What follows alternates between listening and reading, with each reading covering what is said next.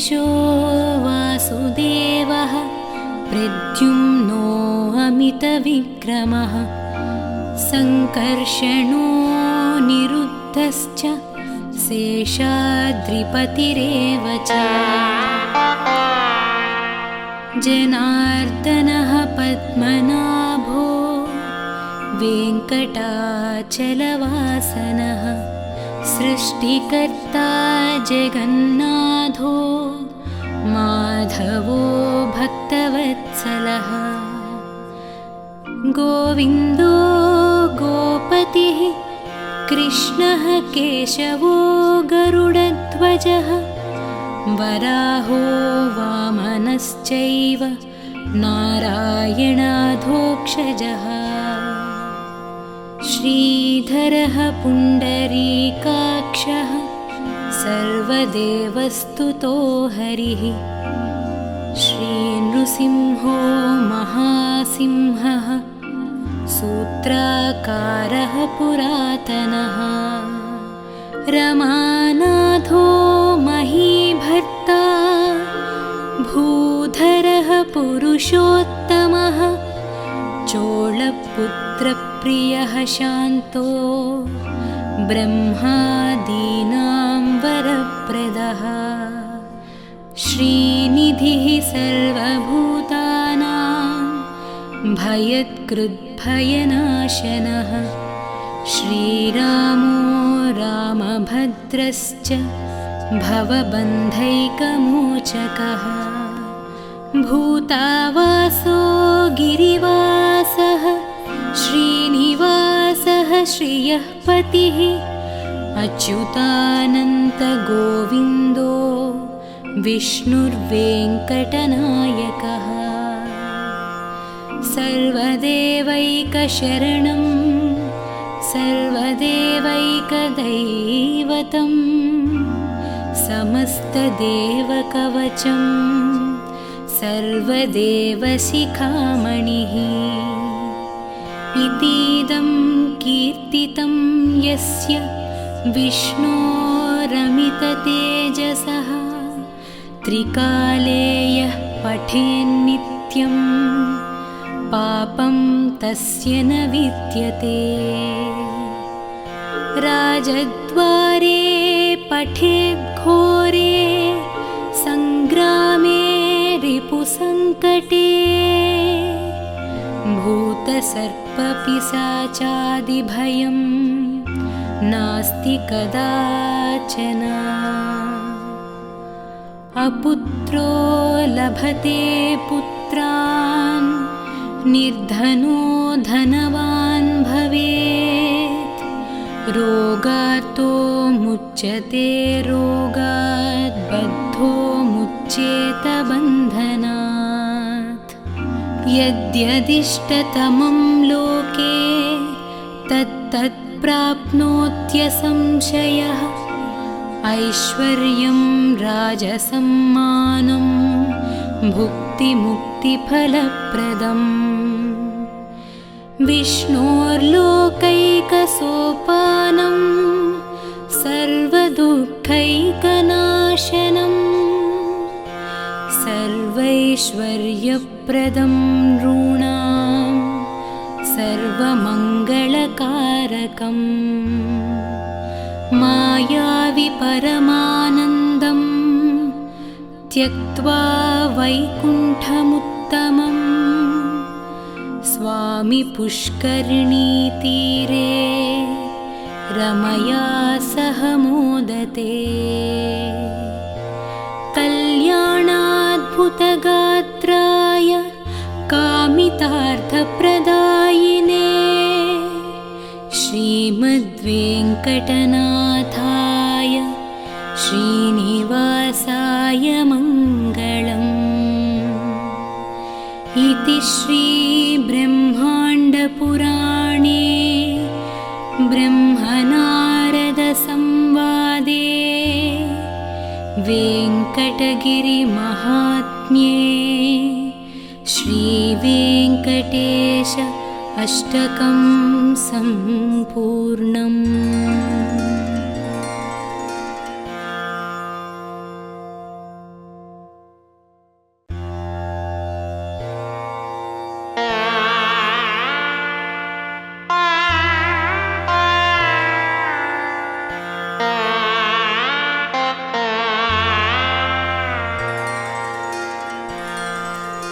वेङ्कटेशो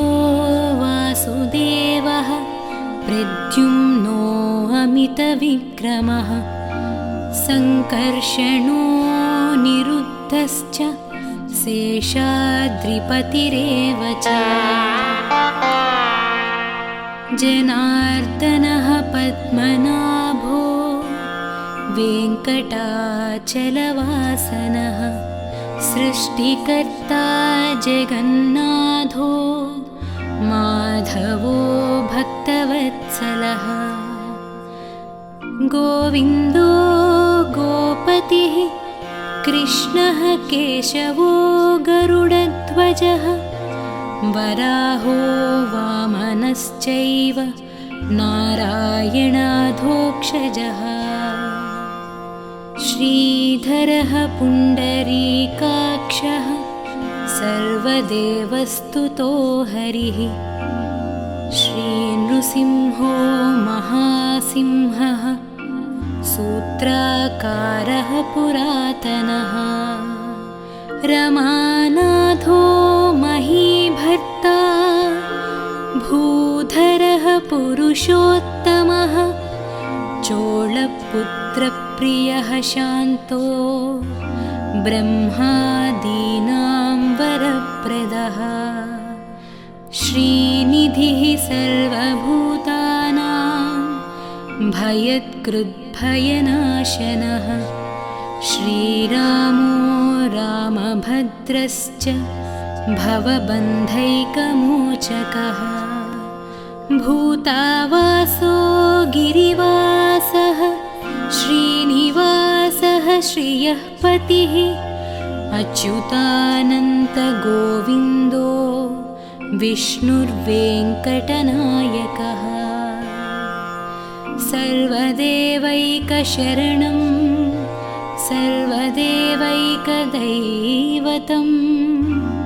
समस्तदेवकवचं सर्वदेवशिखामणिः इतीदं कीर्तितं यस्य विष्णोरमिततेजसः त्रिकाले यः पठेन्नित्यं पापं तस्य न विद्यते राजद्वारे पठेद्घोरे सङ्ग्रामे रिपुसङ्कटे भूतसर्पपिशाचादिभयं नास्ति कदाचन अपुत्रो लभते पुत्रान् निर्धनो धनवान् भवेत् रोगार्तो मुच्यते रोगात् बद्धो मुच्येत बन्धनात् यद्यदिष्टतमं लोके तत्तत् प्राप्नोत्यसंशयः ऐश्वर्यं राजसम्मानं भुक्तिमुक्तिफलप्रदम् विष्णोर्लोकैकसोपानं सर्वदुःखैकनाशनं सर्वैश्वर्यप्रदं नॄणां सर्वमङ्गलकारकम् मायावि परमानन्दं त्यक्त्वा वैकुण्ठमुत्तमं स्वामि पुष्करिणीतीरे रमया सह मोदते कल्याणाद्भुतगात्राय कामितार्थप्रदायिने श्रीमद्वेङ्कटनाथाय श्रीनिवासाय मङ्गलम् इति श्रीब्रह्माण्डपुराणे ब्रह्मनारदसंवादे वेङ्कटगिरिमहात्म्ये श्रीवेङ्कटेश अष्टकं सम्पूर्णम्।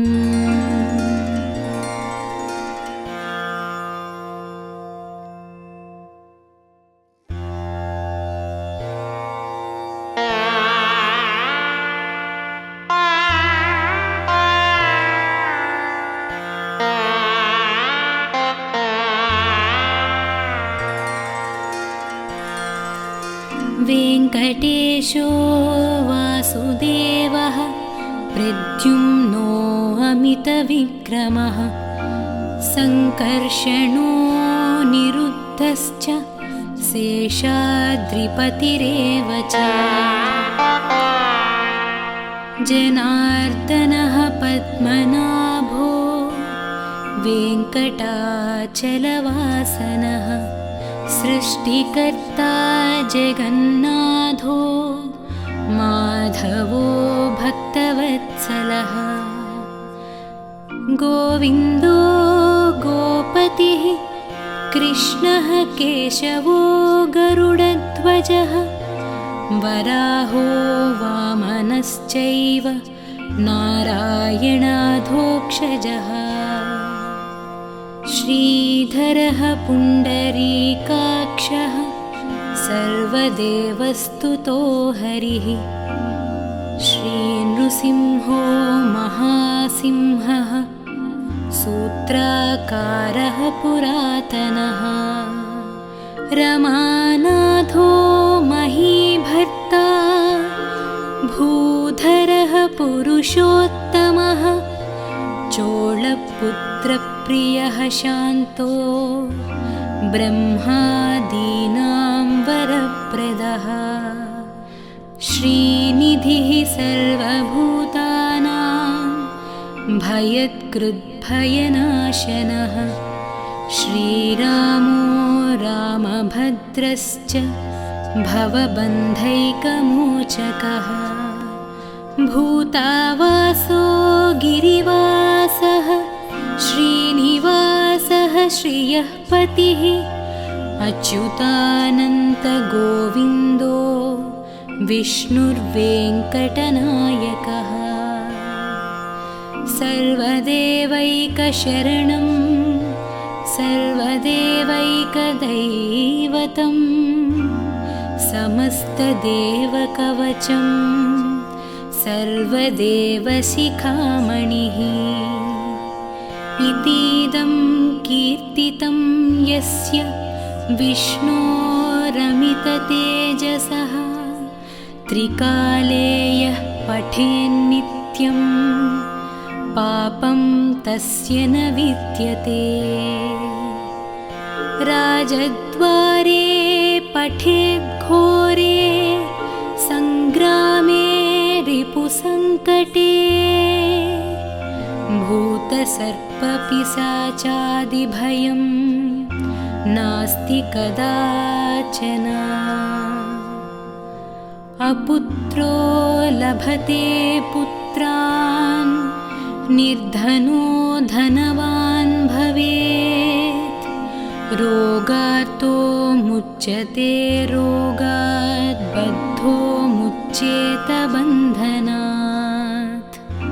यद्यदिष्टतमं लोके तत्तत् प्राप्नोत्यसंशयः ऐश्वर्यं राजसम्मानं भुक्तिमुक्तिफलप्रदम् विष्णोर्लोकैकसोपानं सर्वदुःखैकनाशनं सर्वैश्वर्यप्रदं नॄणां सर्वमङ्गलकारकम्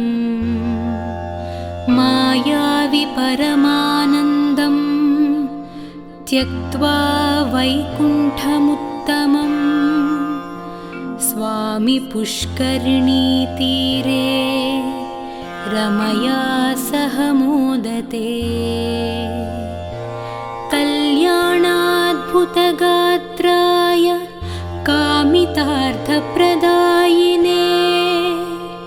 श्रीमद्वेङ्कटनाथाय श्रीनिवासाय मङ्गलम् इति श्रीब्रह्माण्डपुराणे ब्रह्मनारदसंवादे वेङ्कटगिरिमहात्म्ये श्रीवेङ्कटेश अष्टकं सम्पूर्णम्।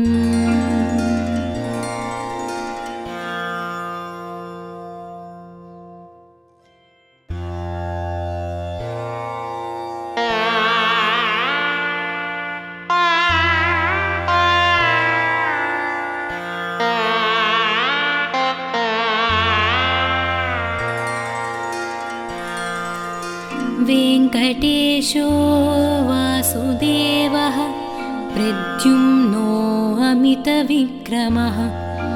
सङ्कर्षणो निरुद्धश्च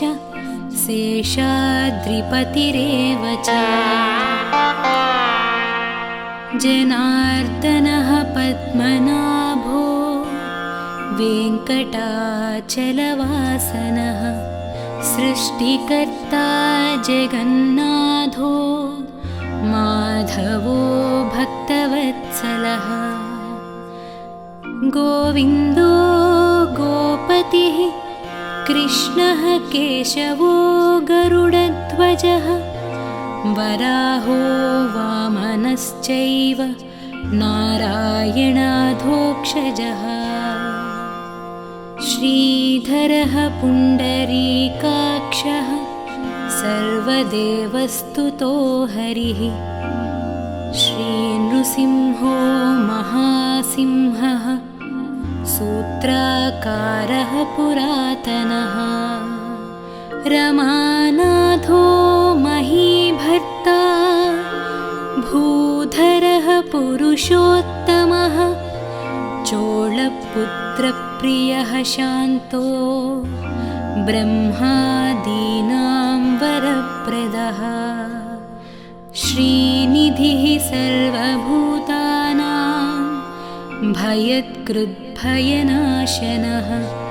श्रीरामो रामभद्रश्च भवबन्धैकमोचकः भूतावासो गिरिवासः श्रीनिवासः श्रियः पतिः अच्युतानन्तगोविन्दो विष्णुर्वेङ्कटनायकः सर्वदेवैकशरणं सर्वदेवैकदैवतं समस्तदेवकवचं सर्वदेवशिखामणिः इतीदं कीर्तितं यस्य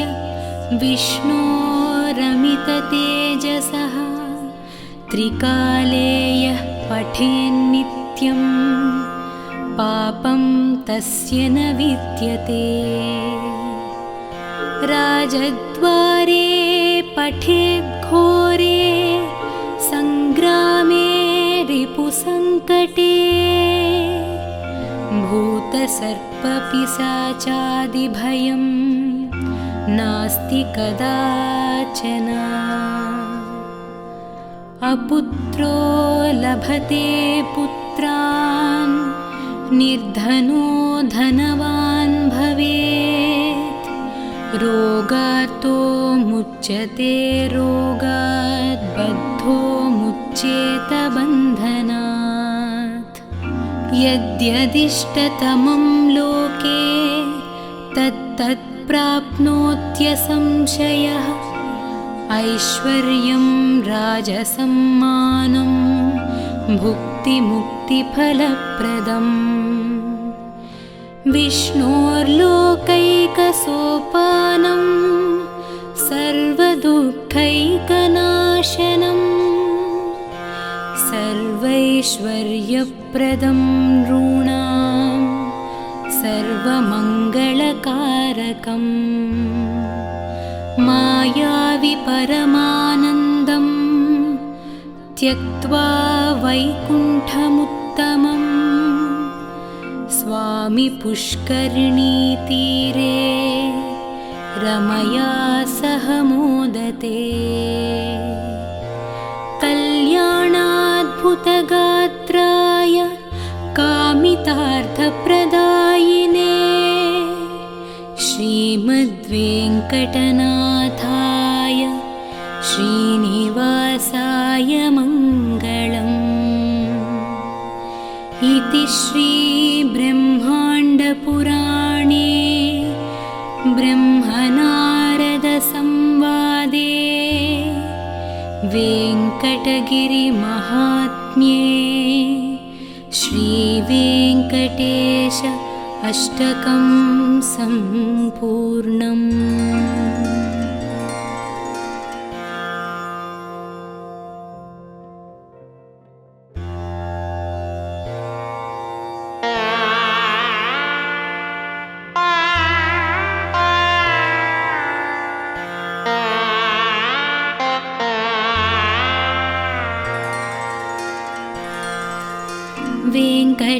गिरीशो वासुदेवः प्रद्युम्नो अमितविक्रमः सङ्कर्षणो निरुद्धश्च शेषाद्रिपतिरेव च जनार्दनः पद्मनाभो वेङ्कटाचलवासनः सृष्टिकर्ता जगन्नाथो माधवो भक्तवत्सलः गोविन्दो गोपतिः कृष्णः केशवो गरुडध्वजः वराहो वामनश्चैव नारायणाधोक्षजः श्रीधरः पुण्डरीकाक्षः सर्वदेवस्तुतो हरिः श्रीनृसिंहो महासिंहः सूत्राकारः पुरातनः रमानाथो महीभर्ता भूधरः पुरुषोत्तमः चोळपुत्रप्रियः शान्तो ब्रह्मादीनां वरप्रदः श्रीनिधिः सर्वभूतानां भयत्कृद्भयनाशनः श्रीरामो रामभद्रश्च भवबन्धैकमोचकः भूतावासो गिरिवासः श्रीनिवासः श्रियः पतिः अच्युतानन्तगोविन्दो विष्णुर्वेङ्कटनायकः सर्वदेवैकशरणं सर्वदेवैकदैवतं समस्तदेवकवचं सर्वदेवशिखामणिः इतीदं कीर्तितं यस्य विष्णोरमिततेजसः त्रिकाले यः पठेन्नित्यं पापं तस्य न विद्यते राजद्वारे पठेद्घोरे सङ्ग्रामे रिपुसङ्कटे भूतसर्पपिशाचादिभयं नास्ति कदाचन अपुत्रो लभते पुत्रान् निर्धनो धनवान् भवेत् रोगार्तो मुच्यते रोगात् बद्धो मुच्येत बन्धनात् यद्यदिष्टतमं लोके तत्तत् प्राप्नोत्यसंशयः ऐश्वर्यं राजसम्मानं भुक्तिमुक्तिफलप्रदम् विष्णोर्लोकैकसोपानं सर्वदुःखैकनाशनं सर्वैश्वर्यप्रदं नॄणां सर्वमङ्गलकारकम् मायावि परमानन्दं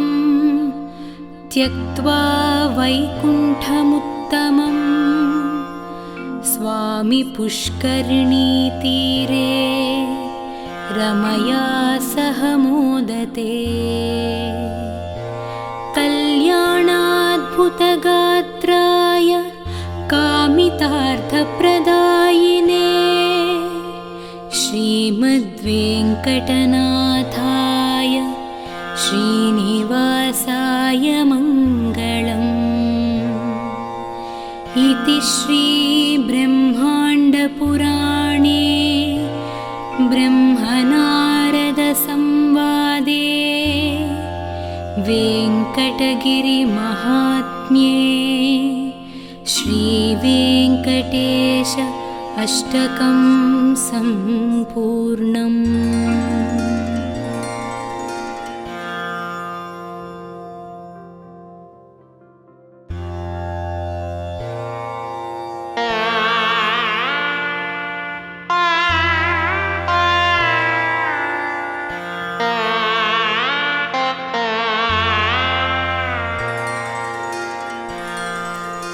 वेङ्कटेशो वासुदेवः प्रद्युम्नो अमितविक्रमः सङ्कर्षणो निरुद्धश्च शेषाद्रिपतिरेव च जनार्दनः पद्मनाभो वेङ्कटाचलवासनः सृष्टिकर्ता जगन्नाथो माधवो भक्तवत्सलः गोविन्दो गोपतिः कृष्णः केशवो गरुडध्वजः वराहो वामनश्चैव नारायणाधोक्षजः श्रीधरः पुण्डरीकाक्षः सर्वदेवस्तुतो हरिः श्रीनृसिंहो महासिंहः सूत्राकारः पुरातनः रमानाथो महीभर्ता भूधरः पुरुषोत्तमः चोळपुत्रप्रियः शान्तो ब्रह्मादीनां वरप्रदः श्रीनिधिः सर्वभूतानां भयत्कृद्भयनाशनः श्रीरामो रामभद्रश्च भवबन्धैकमोचकः भूतावासो गिरिवासः श्रीनिवासः श्रियः पतिः अच्युतानन्तगोविन्दो विष्णुर्वेङ्कटनायकः सर्वदेवैकशरणं सर्वदेवैकदैवतं समस्तदेवकवचं सर्वदेवशिखामणिः इतीदं कीर्तितं यस्य विष्णोरमिततेजसः त्रिकाले यः पठेन्नित्यं पापं तस्य न विद्यते राजद्वारे पठेद्घोरे सङ्ग्रामे रिपुसङ्कटे भूतसर्पपिशाचादिभयं नास्ति कदाचन अपुत्रो लभते पुत्रान् निर्धनो धनवान् भवेत् रोगार्तो मुच्यते रोगात् बद्धो मुच्येत बन्धनात् यद्यदिष्टतमं लोके तत्तत् प्राप्नोत्यसंशयः ऐश्वर्यं राजसम्मानं भुक्तिमुक्तिफलप्रदम् विष्णोर्लोकैकसोपानं सर्वदुःखैकनाशनं सर्वैश्वर्यप्रदं नॄणां सर्वमङ्गलकारकम् मायावि परमानन्दं त्यक्त्वा वैकुण्ठमुत्तमं स्वामि पुष्करिणीतीरे रमया सह मोदते कल्याणाद्भुतगात्राय कामितार्थप्रदायिने श्रीमद्वेङ्कटनाथाय श्रीनिवासाय मङ्गलम् इति श्रीब्रह्माण्डपुराणे ब्रह्मनारदसंवादे वेङ्कटगिरिमहात्म्ये श्रीवेङ्कटेश अष्टकं सम्पूर्णम्।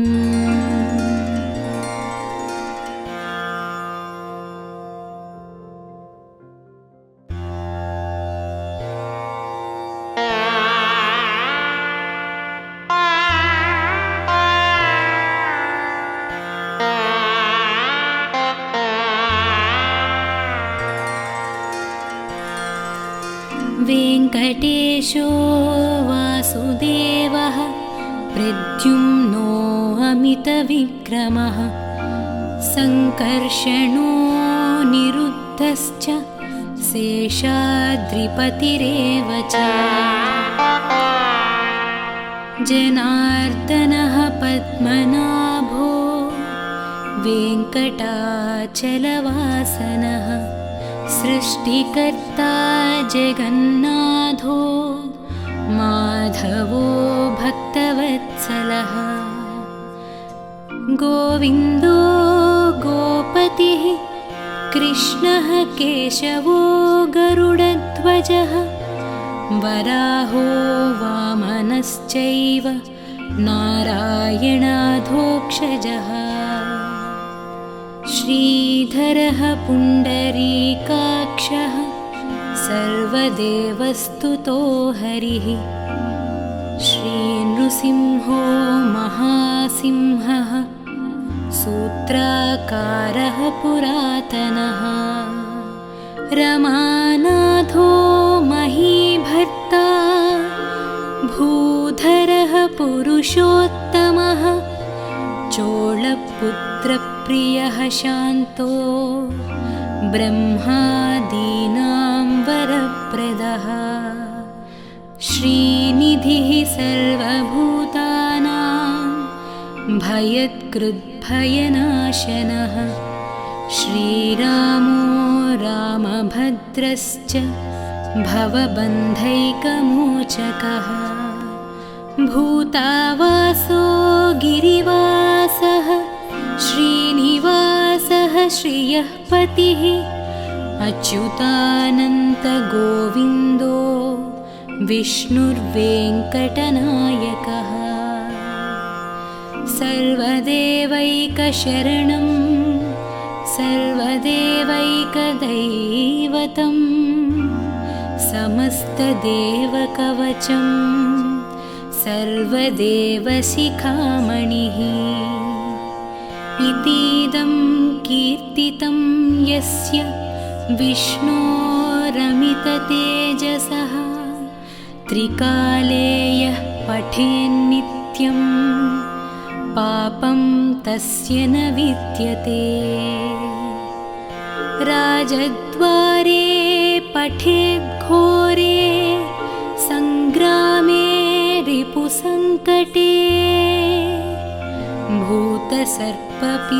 भूतसर्पपिशाचादिभयं नास्ति कदाचन अपुत्रो लभते पुत्रान् निर्धनो धनवान् भवेत् रोगार्तो मुच्यते रोगात् बद्धो मुच्येत बन्धनात् यद्यदिष्टतमं लोके तत्तत् प्राप्नोत्यसंशयः ऐश्वर्यं राजसम्मानं भुक्तिमुक्तिफलप्रदम् विष्णोर्लोकैकसोपानं सर्वदुःखैकनाशनं सर्वैश्वर्यप्रदं नॄणां सर्वमङ्गलकारकम् मायावि परमानन्दं त्यक्त्वा वैकुण्ठमुत्तमं स्वामि पुष्करिणीतीरे रमया सह मोदते कल्याणाद्भुतगात्राय कामितार्थप्रदायिने श्रीमद्वेङ्कटनाथाय श्रीनिवासाय मङ्गलम् इति श्रीब्रह्माण्डपुराणे ब्रह्मनारदसंवादे वेङ्कटगिरिमहात्म्ये श्रीवेङ्कटेश अष्टकं सम्पूर्णम्।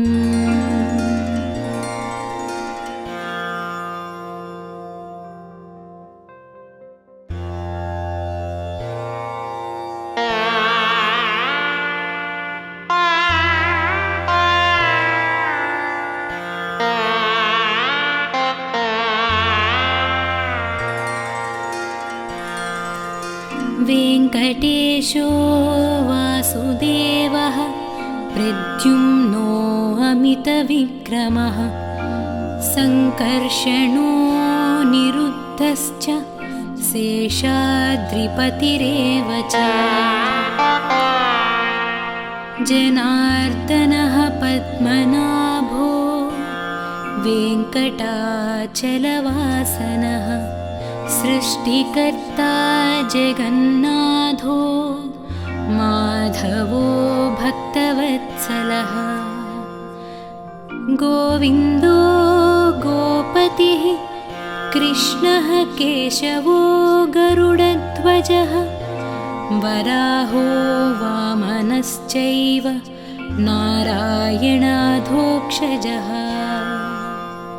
श्रीधरः पुण्डरीकाक्षः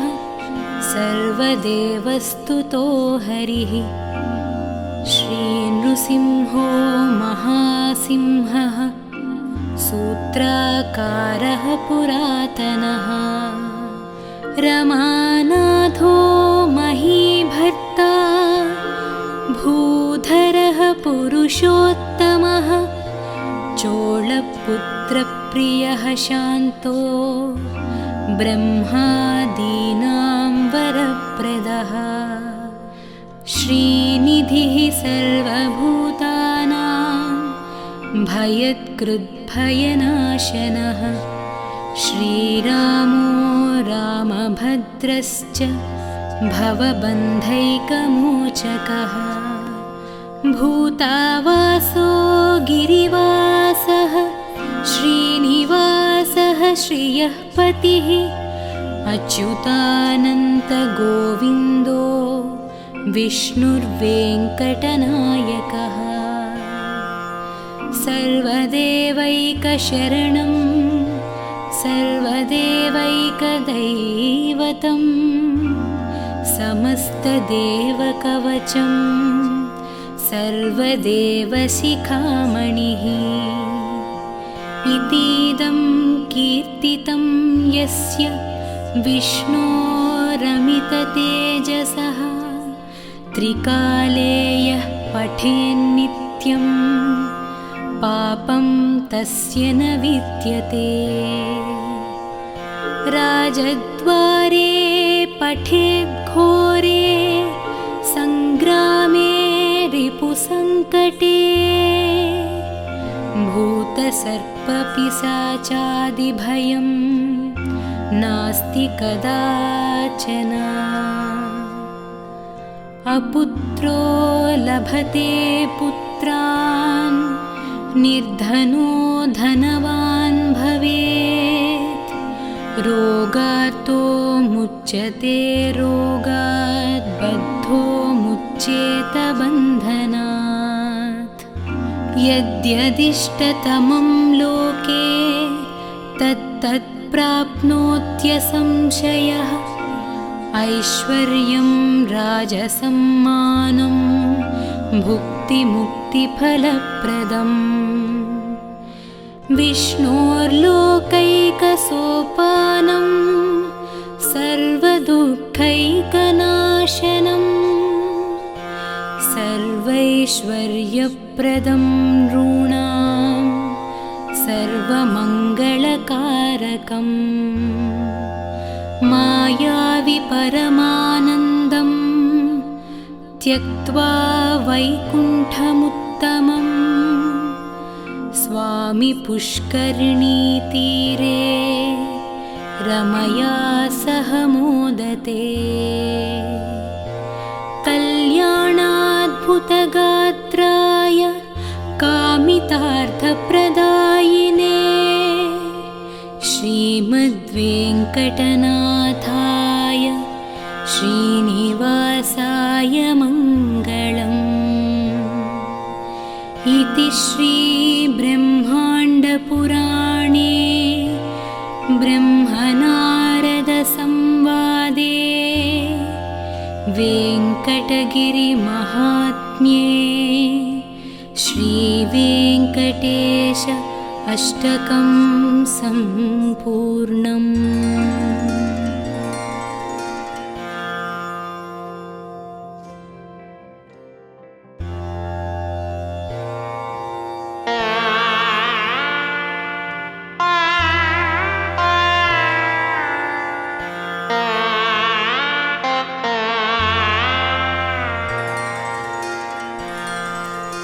वेङ्कटेशो वासुदेवः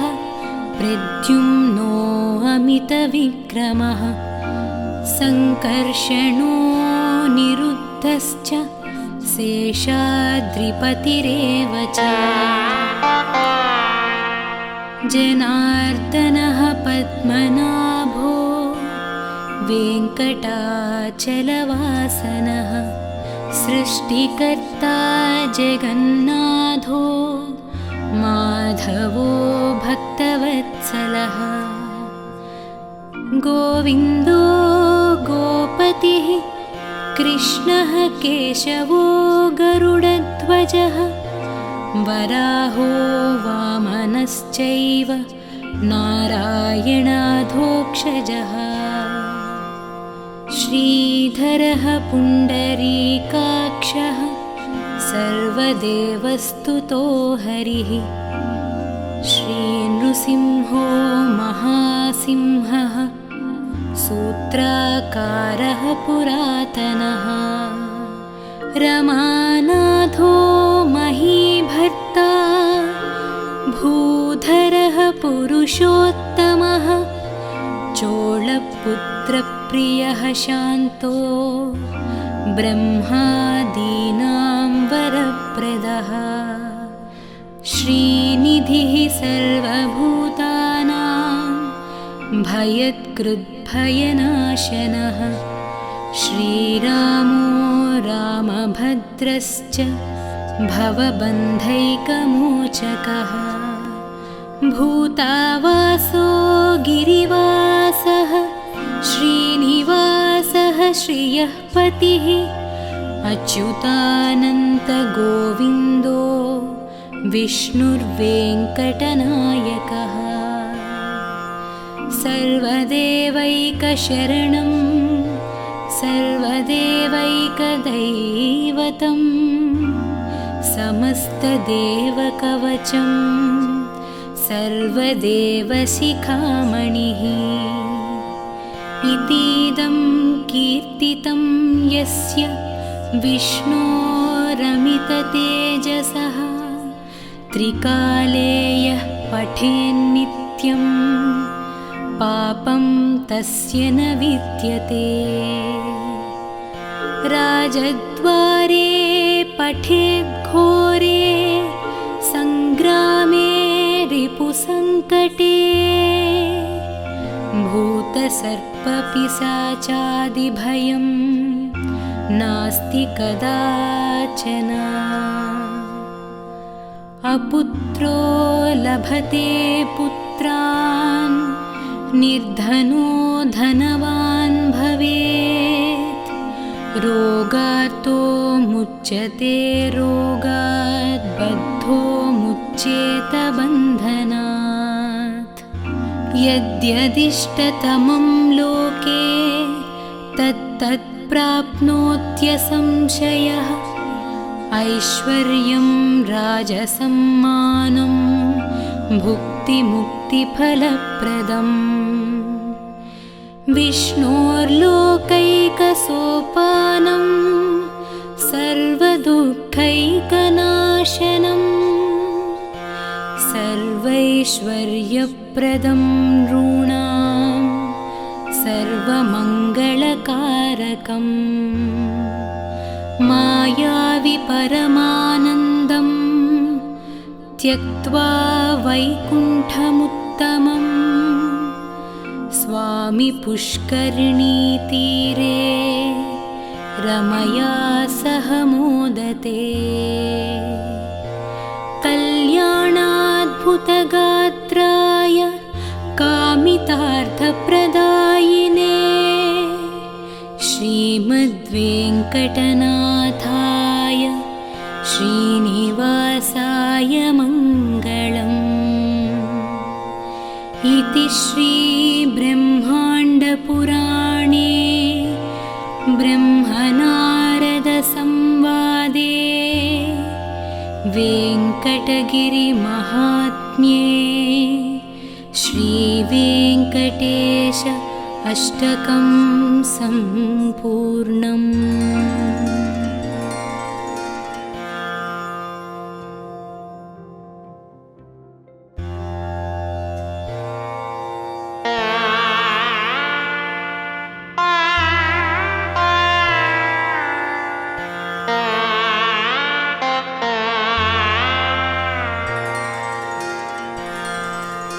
वेङ्कटेशो वासुदेवः प्रद्युम्नो अमितविक्रमः सङ्कर्षणो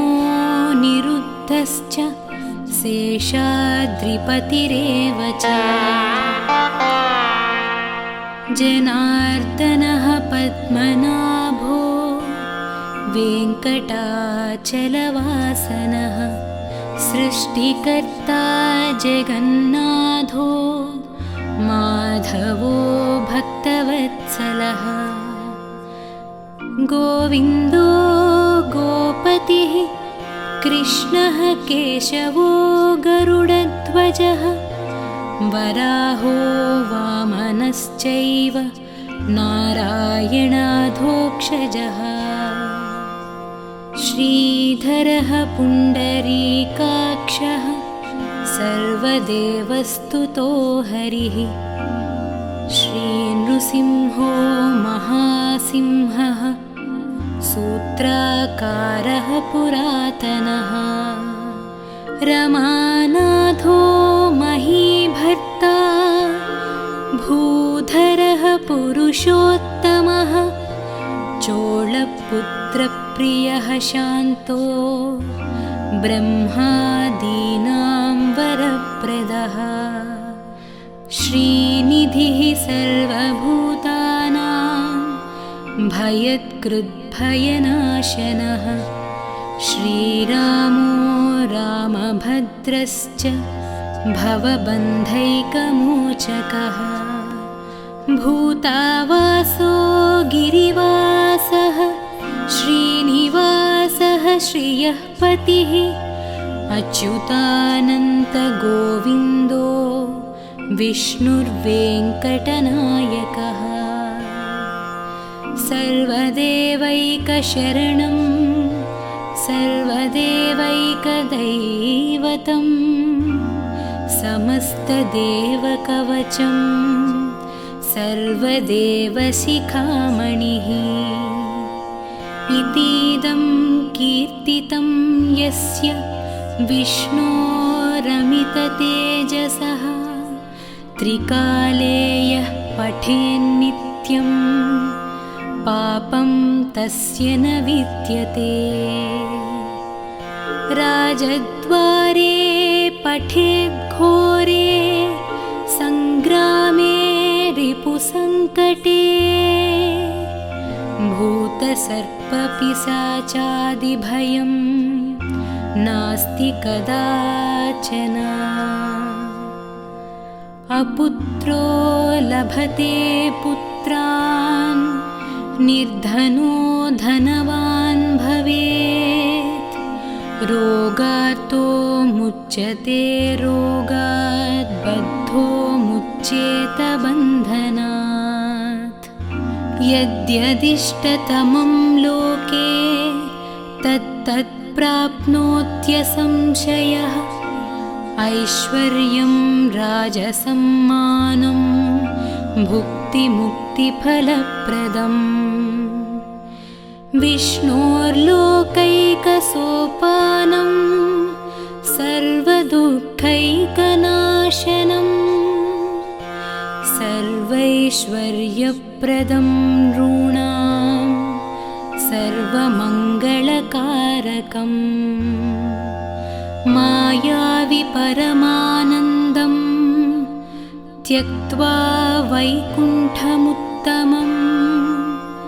स्वामि पुष्करिणीतीरे रमया सह मोदते कल्याणाद्भुतगात्राय कामितार्थप्रदायिने श्रीमद्वेङ्कटनाथाय श्रीनिवासाय मङ्गलम् इति श्रीब्रह्माण्डपुराणे ब्रह्मनारदसंवादे वेङ्कटगिरिमहात्म्ये श्रीवेङ्कटेश अष्टकं सम्पूर्णम्।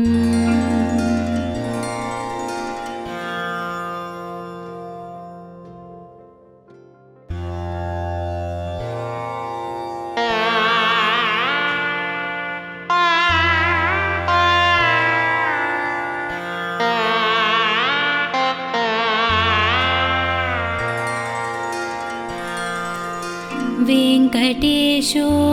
वासुदेवः प्रद्युम्नो अमितविक्रमः सङ्कर्षणो निरुद्धश्च शेषाद्रिपतिरेव च जनार्दनः पद्मनाभो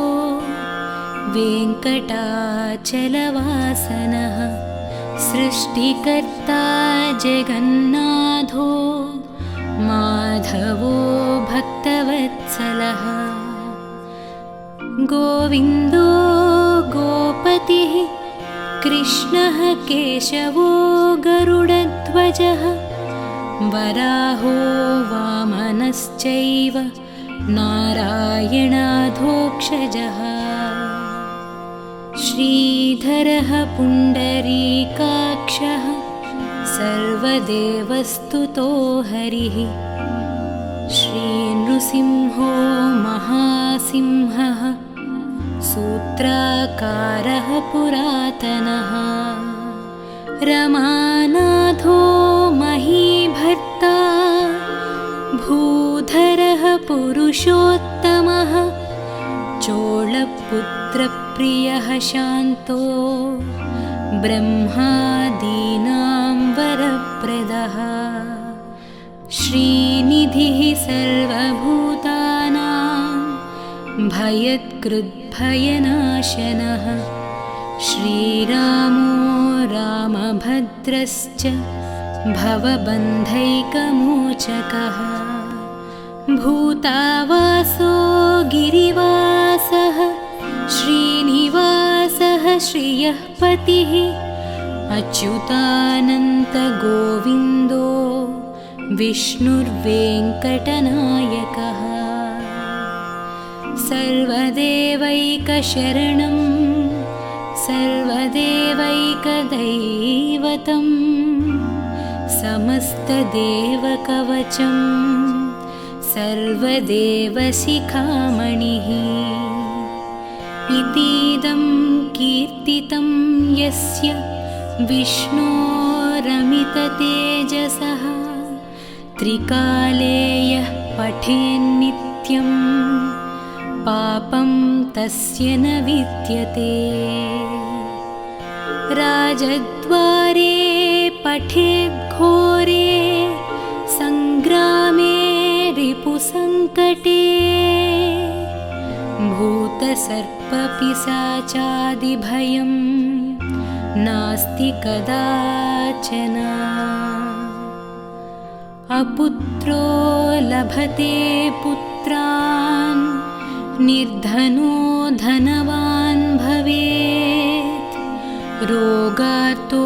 मुच्यते रोगात् बद्धो मुच्येत बन्धनात् यद्यदिष्टतमं लोके तत्तत् प्राप्नोत्यसंशयः ऐश्वर्यं राजसम्मानं भुक्तिमुक्तिफलप्रदम् विष्णोर्लोकैकसोपानं सर्वदुःखैकनाशनं सर्वैश्वर्यप्रदं नॄणां सर्वमङ्गलकारकम् मायावि परमानन्दं त्यक्त्वा वैकुण्ठमुत्तमम् स्वामी पुष्करिणीतीरे रमया सह मोदते कल्याणाद्भुतगात्राय कामितार्थप्रदायिने श्रीमद्वेङ्कटनाथाय श्रीनिवासाय मङ्गलम् इति श्रीब्रह्माण्डपुराणे ब्रह्मनारदसंवादे वेङ्कटगिरिमहात्म्ये श्रीवेङ्कटेश अष्टकं सम्पूर्णम्।